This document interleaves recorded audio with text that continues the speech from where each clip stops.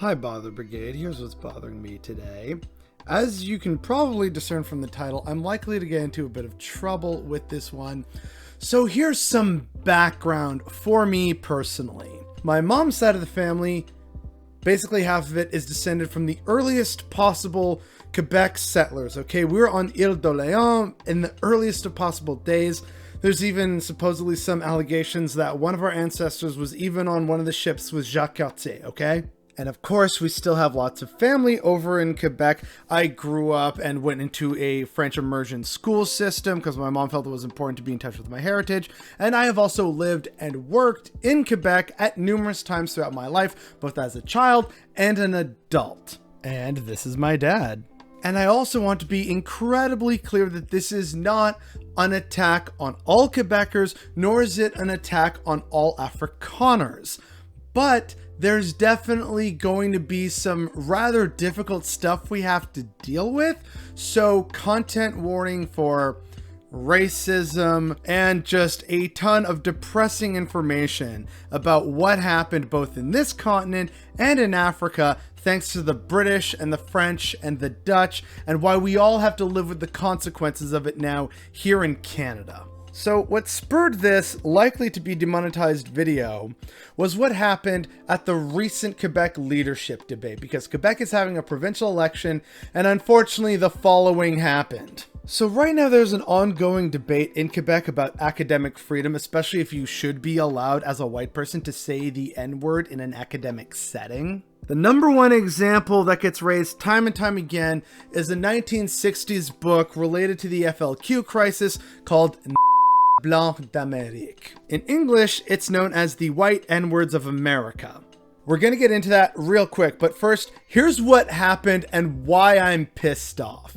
During a segment of last night's TVA debate, Sovereigntist Parti Québécois leader Paul Saint-Pierre Plamondon dared left-wing Québec Solidaire spokesperson Gabriel Nadeau-Dubois to say the title of the book out loud, because academic freedom, you see, and Nadeau-Dubois did, because you can't chicken out on a dare. So first off, you can absolutely chicken out on a dare if it's a stupid dare to be racist. And yes, I am of the viewpoint that it is racist to say these things even in an academic setting, and I'm going to explain in excruciating detail why. And first off, it's also another part of Quebec history that proves that this whole thing is a freaking farce, okay? So the book in question, it is genuinely a fascinating read. More people, Canadian or not, should read about it because there was an FLQ person, and the FLQ was a terrorist organization that sought to actually have Quebec be independent, and they saw terrorism as a way to achieve that goal. One such member ended up actually going into exile and hiding amongst members of the Black Panthers in the United States. And so that brings up that very interesting question of solidarity across racial lines, right? Like, I don't see color, but in the best possible way, kind of, is what some people would get at with regards to this, and why, hey, for academic purposes, you should be able to say these words. It's the same reason why, hey, maybe you shouldn't ban, the Tales of Huckleberry Finn or whatever, because, hey, it's kind of problematic, but, you kind of need to talk about these things. And sure, you can talk about these things, but you still shouldn't actually say the N-word, precisely because, as that whole, the English translation implies, that white Quebecers are somehow like the black people in the deep south of America, right? Here's why that's a bunch of bullshit.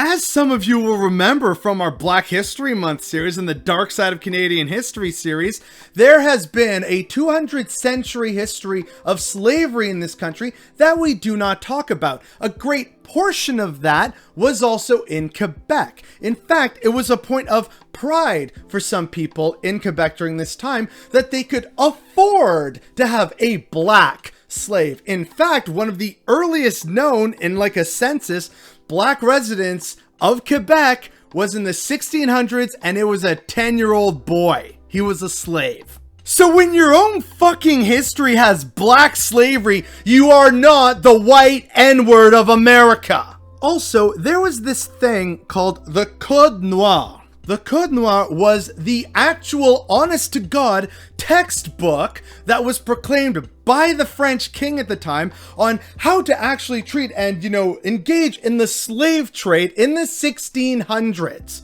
It's a template for how to do slavery. which again, I remind people, many of the slaves were black, at least in America and the Caribbean. In Canada, again, see some of the referenced videos, it's even more horrifying. See, most of our slaves during our 2-century period of slavery, pre-Confederation, that was mostly indigenous slavery. And the horrifying, like even more horrifying than that, right? They would end up talking with their various native allies and whatnot, going on slave raids. And what would happen is, because they would have to go further and further afield for slaves, they had less and less exposure to European diseases. So when they brought them back to their forts, their settlements, their towns, or, you know, bringing them back overseas to the French king to be like, oh, look, see, look what we bring you, oh, noble king. They had a life expectancy of 16 years old. Most slaves in Canadian history were indigenous. The average mortality rate had them at 16 years old because of a lack of resistance to disease. And again, it was a point of pride for some of these racist owners that, oh, look, you know what? I'm a really wealthy Quebec landowner. I can afford a black slave and not just indigenous slaves. Ooh, look at me. I'm so fancy and awful. So for me anyway, and I'm hoping other people can see the point and how accurate it is, that if you already have an actual legal document from your goddamn king about how to engage in slavery, and there's also slavery existing in your colonies of indigenous people, and it's a point of pride to have a black slave, maybe, you know, you're not the white N-word of North America. So with that lovely subject out of the way, let's move on to the next point, which is relevant to the title. So super quick history. Before South Africa was British, it was Dutch, and the British seized that from them, recognizing the value to maintain their naval supremacy and project imperialism, etc., etc. I'm skipping over a lot. This is not a racist history of South Africa video. There's plenty more qualified people to tackle that chestnut. But initially, it was inhabited by the Dutch, then the British took it over. The Dutch who were living there said, no, we don't want this, we're outsy. And that's the Voortrekkers, where they went and they set up the Dutch, it's the Orange Free State and the Transvaal Republic, okay? Those were set up by these Dutch Boers, and they were very, very racist, as they had been before. And they didn't like the British would be only marginally less racist, but still incredibly vilely racist, right? And at first, the Brits were fine with this. It was like, oh, whatever, some weird pissy white neighbors, we're European, we're used to that. But then gold and diamonds were discovered in the areas that the Dutch had claimed as their new republics. And don't you know it? They just need that for the British Imperial Project. So this kicks off the Boer Wars. Like, again, I'm skipping over a lot, but basically what ends up happening to the Boers, including, by the way, war crimes by the British on like famine and starvation and concentration camps, like actual honest to God concentration camps, that then colors that white Afrikaner history. So, hey, look, I know we were absolutely brutal and terrible to indigenous African populations across South Africa, but don't you know we're marginalized too as white Afrikaners, right? It's those British, man, they keep you under. And so unfortunately for me, I see a lot of overlap between how Quebec views itself as a victim of British imperialism to how the South African Afrikaners view themselves as, again, victims of British imperialism. And not gonna lie, there is a bit of truth to that. Boers were put into concentration camps. The Quebecois were like forcefully attempted at like being assimilated into the English project of Canada. They were very much second-class citizens. So I'm not trying to downplay that. All I'm trying to argue is that even just by the own objective history, there's no actual factual basis for Quebecers to see themselves as the N-words of America. Suffering by the Quebecois and Afrikaners does not also redeem in any way or justify their ongoing abuses to indigenous populations, be it in Africa or here in America. Like, why can't the Quebecois be more like the Irish in this regard? Having, yes, genuinely been oppressed by the British second-class citizens, absolute, like, horrific history of suffering under them. Yeah, British Empire bad. We know this, right? But then the Irish took that and went with, oh, so we're not going to try and be terrible and awful to other people, but instead we're going to stand in solidarity with them because we recognize directly, acutely, because it's a part of our history, the problems with British imperialism and racism and white supremacy. Where's that, Quebec? Instead, it's more like, oh no, we tried to have French hegemony over the continent and it failed, and then we were second-class citizens. Oh man, this is just like being black in the deepest, most rural parts of Mississippi, right? So it is all just so incredibly absurd and quite frankly insulting that there are people who genuinely think that the Quebecois in any way